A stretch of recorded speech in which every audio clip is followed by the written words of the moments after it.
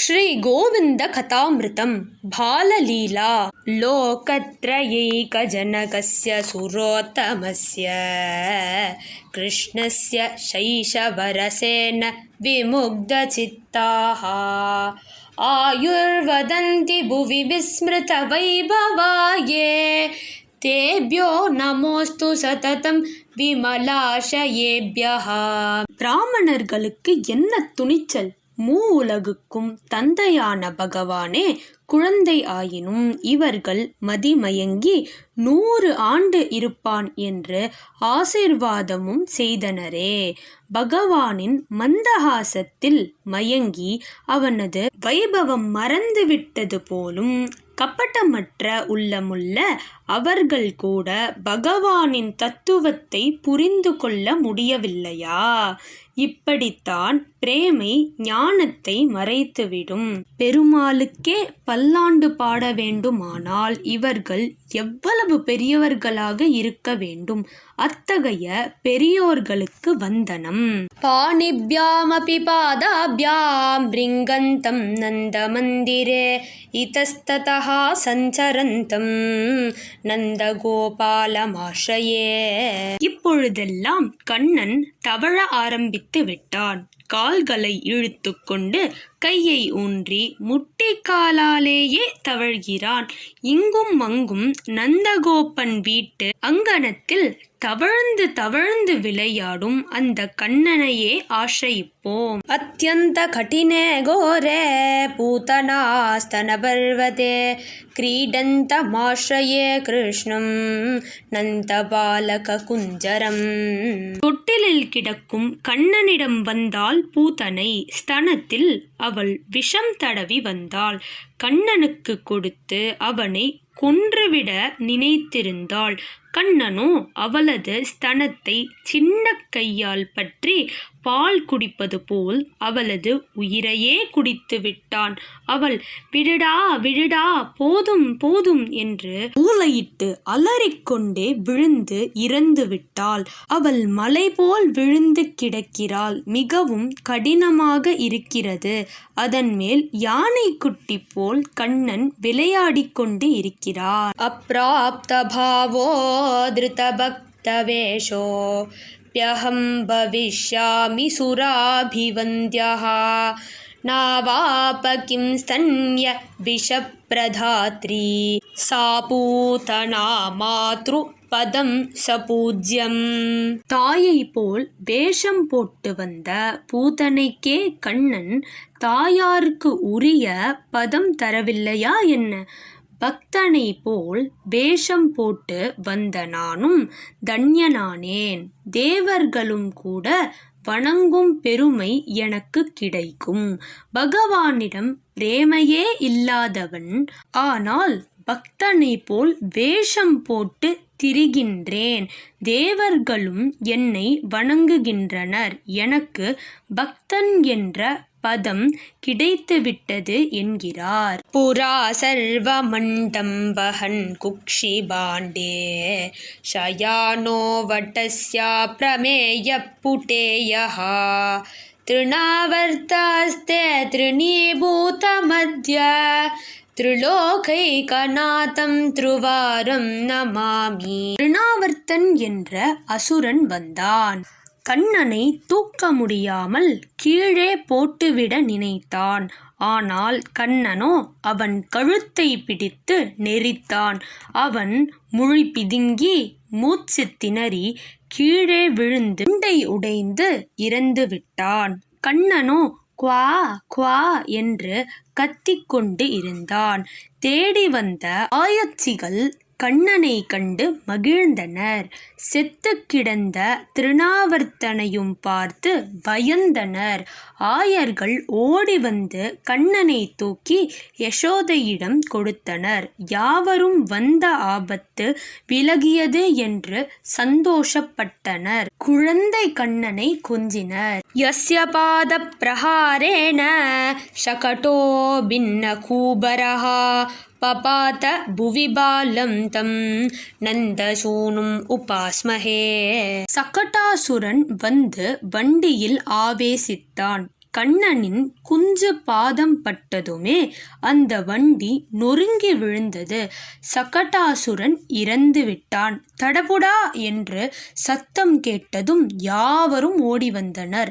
நல்ல வேளை, குழந்தைக்கு ஏதும் ஆபத்தில்லை என்று மகிழ்ந்தனர். இந்த வண்டி தானே எப்படி நொறுங்கியது என்று ஆச்சரியப்பட்டனர். வண்டியை சரி செய்து தூக்கி வைத்தனர். கண்ணனையும் கொண்டாடினார்கள். யத் பாதபாம்சு கனபூஷித சேகராஷ்ச பிரம்மாதிதேவ நிகராதிவி சம்ஸ்துவந்தி தம் பாலசாபலகரம் பகவந்தமாத்யம் கோபி ததர்ஷ சுபகா சரணே லுடந்தம். பிரம்மாதி தேவர்கள் இவன் காலில் விழுந்து புரளுகின்றனர்கள். பாததூளி படிந்த தங்கள் மேனியை கண்டு இது தமக்கு பூஷணம் என்று கூட நினைக்கின்றனர். இவன் எல்லா தேவர்களுக்கும் ஆதியான பகவான் அல்லவா? ஆதி பகவான் என்று வள்ளுவப் பெருமானும் சொன்னாரே, அவர் இடம் இருந்து அல்லவா உலகம் உண்டாயிற்று. அத்தகைய பகவான் யசோதையின் காலில் விழுந்து புரள அவள் என்னத்தான் பாக்கியம் செய்தாளோ? கண்ணனை எடுத்து இடுப்பில் வைத்து கொண்டு, ஏண்டா இப்படி அடம் பண்ணுகிறாய்? எனக்கு வேறு வேலை இல்லையா? அப்பா வந்து விடுவார், அதற்குள் சமையல் செய்ய வேண்டும் என்று சொல்கிறாள். கண்ணனோ அம்மாவின் இடுப்பை விட்டு இறங்கவே மாட்டேன் என்கிறான். வைகுண்டபதிக்கு யசோதையின் இடுப்பே பரமபதம் ஆயிற்று. ரை விக்ரமே து விமமே ஜகதிம் பதாயா ஸ்தம் தேவ மத்ய சிசுபாவமுபேதமாத்யம் கோபாங்கணேபி கமனம் பத சிக்ஷயந்தி கோபேஸ்வரி து முதமாபகரம் கிரஹீத்வா. கண்ணனின் பாதங்களில் சலங்கை கட்டிவிட்டாள். கண்ணனது பிஞ்சு கையை பற்றி நடை பழக்குகிறாள். கண்ணனும் தத்தி தத்தி நடந்து தொப்பென உட்கார்ந்து விடுகிறான். போடா மக்கு, உனக்கு நடக்கவே தெரியவில்லை என்று யசோதை கேட்கிறாள். கண்ணன் அம்மாவின் முகத்தை பார்த்து சிரிக்கிறான். இது அர்த்தமுள்ள சிரிப்பு.